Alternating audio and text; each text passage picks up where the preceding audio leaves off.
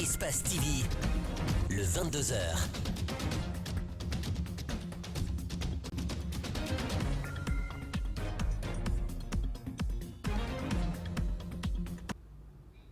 Il est 22h à Conakry. Bonsoir à tous, bienvenue à ce journal. C'est parti pour le sommaire. Début des travaux de démolition des encombrants physiques en vue de la construction de l'échangeur de Kabylie, annoncé en pompe par le ministère des Travaux publics. Cette opération ne fait pas que des heureux. Les riverains sont inquiets. Reportage à suivre dans ce journal. Scandale financier, 6 milliards de francs guinéens se seraient volatilisés des caisses du COCAN.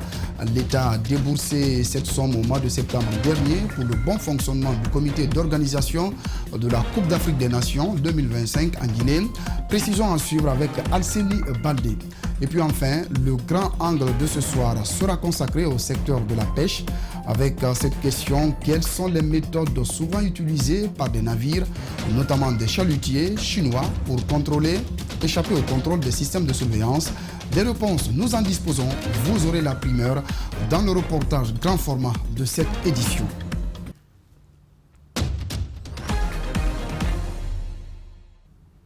Dans la perspective de la construction de l'échangeur de Kabylie, le ministère des Travaux publics a entamé ce mardi la démolition des encombrants physiques se trouvant dans les limites des emprises du projet. Il s'agit là des travaux préliminaires de la construction de l'échangeur situé dans la commune urbaine de Dubreka. Certains riverains sont inquiets de leur sort alors qu'ils doivent libérer les lieux. Reportage Mohamed Valek Touré, Ibrahima Sorissouma. C'est une opération qui s'inscrit dans le cadre de la construction de l'échangeur Kabylie prévu à cet endroit par le ministère des Travaux publics pour faciliter la circulation.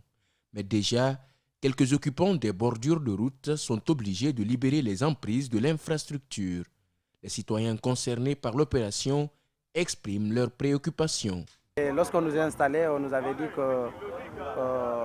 on nous avait prévenu que lorsqu'il y aura une activité d'intérêt national, qu'on serait obligé de quitter sans aucun remboursement. On ne s'attendait pas à un remboursement. C'est de faire en sorte que le travail soit respecté dans le délai afin que les petits mamadous comme nous qui cherchons notre gagne-pain ici, afin qu'on puisse continuer à vivre. Ils demandent aux autorités de leur venir en aide, comme pour dire que nombreux sont parmi eux qui gagnent leur quotidien à cet endroit. Certains se demandent où est-ce qu'ils vont trouver une place pour installer leurs marchandises. Ils affirment que le délai donné par les autorités était trop court. Seulement, ils ont envoyé des papiers.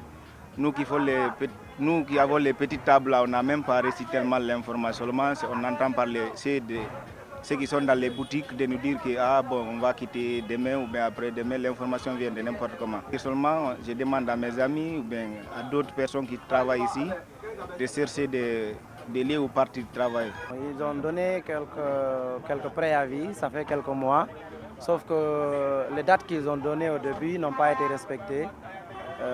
C'est récemment, dans moins d'une semaine, ils sont venus nous donner une autre date. Comme quoi la date limite c'est le 12, donc hier on s'est mis à la tâche pour quitter le lieu.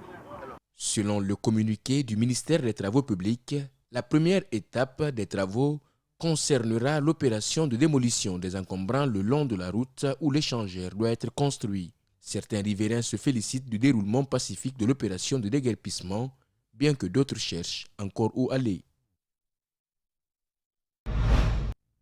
Restons toujours à Dubreka où une dizaine d'habitations est en cours de démolition à Djoumaya. Les occupants de ce site ont été déguerpis sous prétexte qu'ils habitent sur des domaines appartenant à l'État. Ces victimes disent pourtant avoir acquis légalement ces terres. Ne sachant plus où aller, ils vivent à la belle étoile à l'attente de bonne volonté. André Moussi Milimono, Ibrahima Sori Dekosuma. Consternation, colère et amertume. Voilà ce qui se lit ici, sur ce site de déguerpissement de Djoumaya. Difficile pour nous de travailler correctement. Les agents chargés de la démolition des habitations interdisent toute prise d'image. Pas d'interview non plus. Monsieur, s'il vous plaît, sortez. Bon, mais je ne peux pas réagir contre vous. Je vous ai accordé tout le respect. Sinon, je vais vous balancer là-bas tout à l'heure. Ces images sont donc prises à l'aide de caméras cachées. Plus d'une dizaine d'habitations complètement dévastées. De nombreuses familles avec des enfants sont laissées sans abri et abandonnées en pleine brousse à la merci des voleurs et animaux dangereux. Nous sommes au nombre de 1030 victimes recensées pour le moment. Ils sont venus le lundi passé mettre les croix sur nos maisons. Une semaine après, ils sont venus avec des machines et ils ont tous démoli. Ma famille et moi ne savons plus où aller. Selon les victimes, elles ont été sommées de quitter les lieux une semaine seulement avant le déguerpissement. La seule explication donnée à ces déguerpis est qu'ils ont illégalement occupé un domaine réservé de l'État. Avec notre caméra cachée, nous avons suivi des échanges entre un agent de déguerpissement et une victime. Pourquoi on ici là? Mais vous savez, on est parti à l'habitat. C'est ce qu'ils se disent. On est parti à l'habitat. C'est là, l'habitat là. Vous êtes là. C'est où? L'habitat là. L'habitat là, c'est où? Attendez, l'habitat aussi, c'est l'État. Bien, c'est l'État, non? Oui. Mais ils ont le plan, non? C'est ce qu'ils se disent. Ils ont le plan, n'est-ce pas? Ils ont le plan. C'est pourquoi je demande de dire, mais pourquoi ils savaient que ça allait être démoli? Pourquoi encore être sûr encore, n'avait pas peur du péché, vendre aux pauvres populations? Les victimes disent être en possession de tous les documents légaux concernant leur maison. Ils ont passé leur première nuit à la Belle Étoile. Et pendant ce temps, une bonne partie de leurs affaires a déjà été emportée par des voleurs, nous apprennent-ils. Parlons à présent politique. Le président de l'Union guinéenne pour la démocratie et le développement et membre de l'ANAD s'est prononcé ce mercredi sur la crise sociopolitique que traverse le pays. Pépé Francis Abba dénonce les arrestations arbitraires des opposants qui sont actuellement écroués à la maison centrale en attendant leur procès. Pépé Francis a condamné par ailleurs ces arrestations et conditionne tout dialogue politique par leur libération. Rosalie Ngoto Monimo, El Haj Aliouba. Comme l'UFR, l'Alliance nationale pour l'alternance et la démocratie est disposée à aller au dialogue, mais à une condition, que l'État libère ses membres détenus et laisse les opposants au pouvoir sortir hors du pays. Le dialogue, tout le monde le veut. Tout le monde veut que le pays se développe. Tout le monde veut que le climat sociopolitique soit apaisé. Maintenant, je dis, on ne peut pas aller en dialogue biaisé. Biaisé, on ne peut pas aller en dialogue pendant que nos gens sont arrêtés. Mais si il y a dialogue sincère, absolument, qui répondent aux critères que nous, membres leaders politiques de l'ANO, voudrions, absolument, nous accepterions. Depuis un bon moment, des opposants au régime Condé sont arbitrairement arrêtés et détenus dans les prisons à travers le pays. Le président de l'UGDD déplore cette situation, mais garde l'espoir que les avocats qui défendent volontairement les dossiers de ces détenus obtiennent leur libération. Nous avons, comme par le passé, engagé plusieurs avocats qui sont volontaires et qui sillonnent le pays. Et même si le travail il est ardu et c'est un gros travail, mais ils sont en train de remuer ciel et terre pour pouvoir libérer les militants, certains qui sont anonymes, d'autres qui sont connus par les grands publics. S'agissant de la reconnaissance de la victoire d'Alpha Condé à la présidentielle d'octobre dernier, l'ANAD reste bien campée sur sa position. Elle reste convaincue que c'est son candidat Cellou Dalein Diallo qui a remporté l'élection. Les élections sont passées, il y a eu quelqu'un qui a été élu par les urnes, mais malheureusement les institutions républicaines, n'est-ce pas, inféodées à Alpha Condé, ont tout fait pour lui, l'élire, valider, n'est-ce pas, sa victoire. Et donc nous devons faire avec. Et il a l'effectivité du pouvoir. Maintenant, c'est à nous, au sein de l'ANAD, de réfléchir, de travailler de façon à tirer les leçons, à s'organiser et à ne plus que ce qui est arrivé arrive. Cette position au regard de la situation actuelle ne semble plus porter de sens. D'autant plus que le président Alpha Condé, l'élection a été validée par la Constitution, a prêté serment et garde son fauteuil pour encore 6 ans. Pendant ce temps, la Guinée est toujours à l'attente du nouveau gouvernement, quelques semaines après la prestation de serment et l'installation du président Alpha Condé. Face à cette situation, des voix s'élèvent au sein de la société civile guinéenne pour inviter le chef de l'État à mettre en place le nouveau gouvernement pour concrétiser son slogan « Gouverner autrement ». Explication Ali Badra Kamara, Abdoulaye Kamara. Près d'un mois après l'investiture du président Alpha Condé, les Guinéens attendent encore de connaître le prochain gouvernement. Pour les acteurs de la société civile, cette lenteur pourrait bien être préjudiciable au fonctionnement de l'administration publique. Cela a des impacts néfastes aujourd'hui. Ça crée non seulement un choc négatif sur le plan du fonctionnement de l'administration, mais ça crée aussi un autre choc du point de vue et confiance de la population vis-à-vis du président de la République. Surtout quand il s'est déjà porté garant à son investiture de gouverner autrement. Alors si les premiers pas, nous ne voyons pas aucun signal, surtout dans la possibilité même d'assumer avec qui il va conduire les actions menant à cette volonté de gouverner autrement. Pour nous, il n'y a pas d'autre explication. Plus loin, il estime que le niveau de vie des Guinéens est la conséquence directe des malversations financières et la gestion irrationnelle de l'ensemble des ressources dont dispose le pays. Pour moi, pour qui vous voit aujourd'hui le niveau de vie du Guinéen, c'est un gouvernement qui était pléthorique. C'est un gouvernement où il y a des ministres qui n'en valent pas la peine, des ministères qui n'en valent pas la peine. C'est un gouvernement qui, à mon sens, était beaucoup plus un gouvernement politique qu'un gouvernement de développement. Les 2 premiers mandats du président Condé, selon eux, ont certes connu quelques avancées, mais ils ont été caractérisés par l'impunité. Pour juguler ce fléau, la coalition nationale des organisations de la société civile guinéenne propose. La nouvelle équipe doit s'atteler à la tâche pour lutter contre les fléaux. Mais il faut se dire qu'il faut qu'il y ait des résultats. Parce que quand vous ne luttez pas contre la corruption, ou bien l'impunité, ou l'injustice, je crois que ça va freiner le développement économique de notre pays. Alpha Condé, sorti vainqueur de la présidentielle d'octobre, rempile pour les 6 années supplémentaires. À son investiture le 15 décembre dernier, il a promis de gouverner autrement. Et cette lenteur de la formation d'un gouvernement dit de rupture n'augure pas assez d'espoir au regard des pratiques de mauvaise gouvernance qui se font de plus en plus constater ces derniers temps.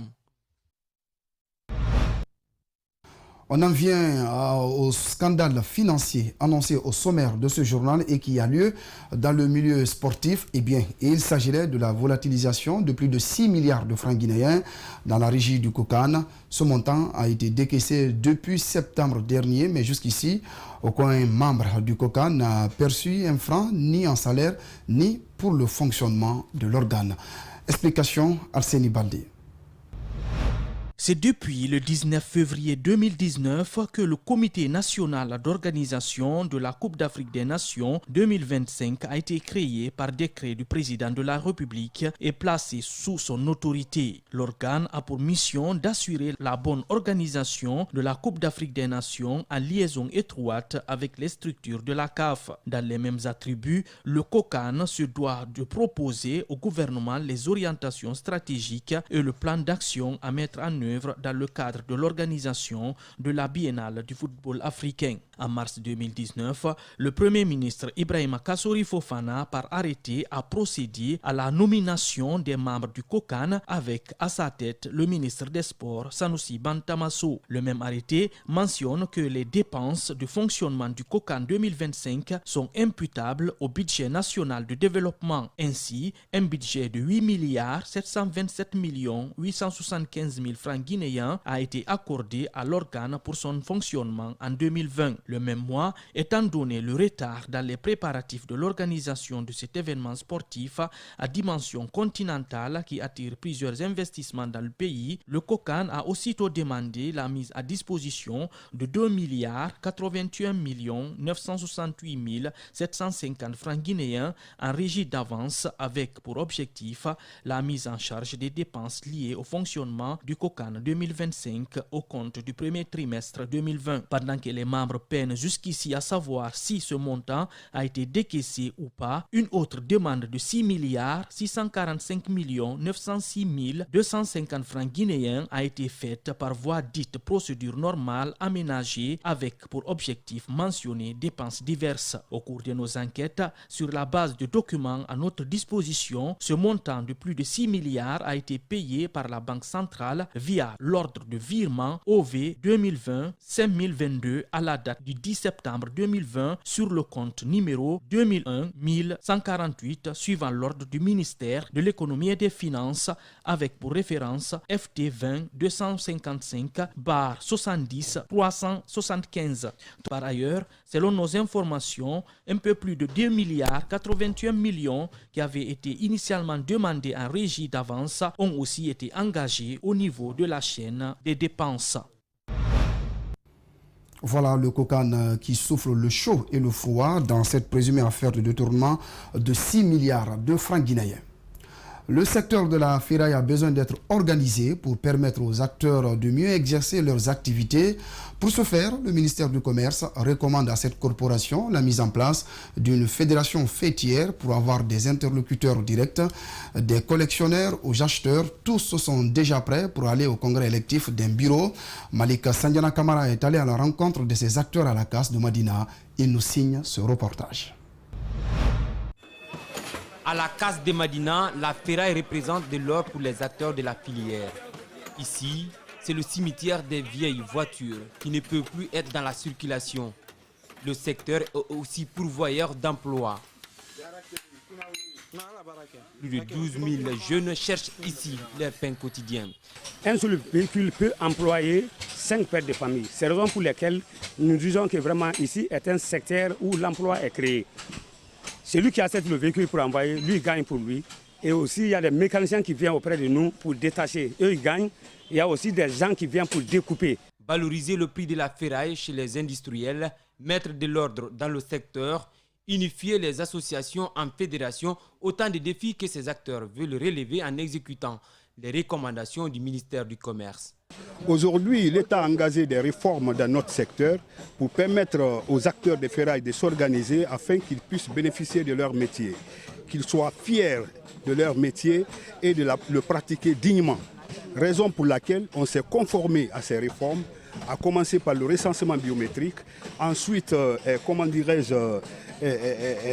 la fusion des associations en fédération et organiser un congrès digne de nom pour élire le bureau exécutif de la future Fédération guinéenne des ferrailleurs. Pour participer au congrès du bureau exécutif de la fédération, tous les acteurs sont obligés de se munir de la carte professionnelle. La tenue de cette élection pourrait faciliter l'activité des ferrailleurs dans les différentes casses du pays. Toutes les activités sont en point mort, les collecteurs ont des problèmes. Au niveau du ministère, chaque fois il y a des blocus, chaque fois quand ils parlent, on dit non, il faut créer une fédération et ainsi de suite. Donc les gens même ont décidé maintenant, même les cartes là, il n'y a pas un collecteur à la casse ici que je peux dire qu'il n'a pas pris cette carte là. Ces ferrailleurs sollicitent auprès de l'État une subvention annuelle leur permettant de construire un centre de tri bien équipé. Des enfants d'une même famille souffrent d'une maladie d'origine mystérieuse. Les parents disent avoir sillonné plusieurs hôpitaux de la capitale pour des soins sans succès. Aujourd'hui, ils sont durement affectés par cette situation. Reportage à Marissa Kamara, Amara Alexasila. Nous sommes à Kagbelin village. Dans cette famille, 6 personnes sont atteintes d'une maladie pour l'heure inconnue. Un bébé a déjà été emporté. Le mal commence par des boutons, s'ensuit des plaies et la peau se détache petit à petit de la chair. Quand ils font les visites, au niveau du sang, il n'y a pas de maladie au niveau du sang. Que la maladie là, c'est une maladie de la peau. C'est-à-dire c'est entre la peau blanche et la peau noire qui est là. Donc j'appelle à l'État vraiment de venir en aide. Cet enfant a été terrassé par la maladie. Sur son lit, il ne peut plus rien faire. L'école n'est plus qu'un lointain souvenir. Marcher lui est impossible.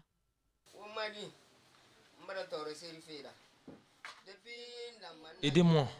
J'ai souffert avec cette maladie. Depuis tout petit, je souffre. Je ne peux rien faire. Je ne peux plus être avec mes amis. Regardez mon corps. Il commence à pourrir. Je demande à tous les Guinéens de m'aider. Sinon, je vais mourir.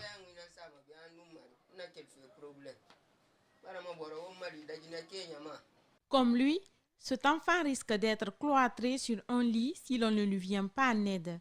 Ils ont tout tenté dans les hôpitaux. Hélas, aucun remède. Désormais, l'ultime recours est d'attendre patiemment la mort ou espérer un geste de bonne volonté. Les médecins n'ont pas pu identifier cette maladie jusqu'à présent. Cette maladie m'inquiète, surtout mes enfants qui souffrent. Aujourd'hui, nous n'avons pas les moyens pour les soigner et nous sommes partis dans tous les hôpitaux. Nous demandons de l'aide à toutes les personnes de bonne volonté. Cette maladie est très contagieuse. D'ailleurs, la grand-mère qui s'occupe d'eux est déjà atteinte. SOS donc pour ces enfants en vue de sauver leur vie. Signature de convention entre les médecins et l'Harmattan Guinée en toile de fond assurer plus de visibilité aux publications scientifiques. Cette convention est saluée par le directeur général de l'Harmattan Guinée qui estime que cela va en droite ligne avec sa mission de faire de Conakry la capitale africaine du livre. Alseni Bari, Aboubakar Keke Bangoura. Les revues scientifiques médicales, les faits cliniques qui rapportent certains événements pas très courants, des mises au point sur des pathologies, les revues de la littérature ont besoin d'être publiées et accessibles aux citoyens, d'où la signature ce mercredi de cette convention entre les médecins et la maison d'édition Harmattan Guinée. Cette signature est très importante pour nous parce que, comme je l'ai dit tout à l'heure, nous avons 3 revues dans le domaine des sciences de la santé qui assurent la promotion non seulement des enseignants-chercheurs de la Guinée, mais aussi de l'Afrique noire francophone. Et travailler avec l'Harmattan Guinée permet encore une plus grande diffusion donc, de nos productions scientifiques qui vont partir au-delà de l'Afrique noire francophone et devenir peut-être même internationale. Et cela va permettre à nos enseignants d'être reconnus sur le plan international. Je pense que c'est une très bonne chose. Satisfait de cette convention, le responsable de l'Harmattan Guinée rassure que cet accord va en droite ligne avec son objectif, celui de faire de Conakry la capitale africaine du livre. Nous voyons beaucoup de potentiel au niveau des médecins, des professionnels de la santé. Ils ont des revues qui existent, mais qui ne sont pas diffusées, qui ne sont pas valorisées. Nous rentrons avec ces conventions pour leur aider à faire diffuser leurs revues, à faire une reconnaissance internationale, parce qu'il faut mettre des ISBN, des ISSN, c'est des professionnels, c'est une maison d'édition qui peut faire ça. Donc aujourd'hui, nous nous sommes retrouvés, on s'est entendus pour faire ce travail ensemble et je pense que c'est bénéfique pour notre pays et pour ses chercheurs et pour ses professionnels de santé. Chez l'Harmattan Guinée, 70% des écrivains sont des universitaires. Les médecins, les enseignants-chercheurs et les professionnels de la santé sont sans doute une couche fondamentale pour l'émancipation de la littérature de notre pays. Le grand angle de ce soir revient sur la surpêche, mais cette fois avec les méthodes souvent utilisées par des navires, notamment des chalutiers chinois, pour échapper au contrôle des systèmes de surveillance. Vous allez le comprendre que dans la mer, une grande guéguerre se joue entre Chinois et pêcheurs locaux qui dénoncent la surpêche avec des images extraordinaires. C'est le grand angle de ce soir. Il est signé Mamadou Saliouba, Lamine Grassi et Ilhaj Aliouba.